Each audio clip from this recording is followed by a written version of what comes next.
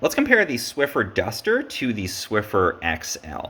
So the Swiffer XL is a really giant cleaning device for cleaning bigger floors. It takes either a wet or dry pad, and you can use the handle and basically just push this along the floor. I don't have a pad on it right now, but you can get into surfaces and it picks up and locks in dust at the floor level for those bigger surfaces.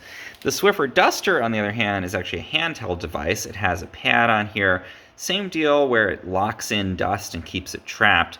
But the duster is for getting those upper level surfaces, not the floor. Like if I want to clean, in the kitchen, or I want to go into a bookshelf, or even up on a ceiling fan, the duster is great. It's lightweight. You can pop this pad off and switch it out, and you can manually get into those surfaces.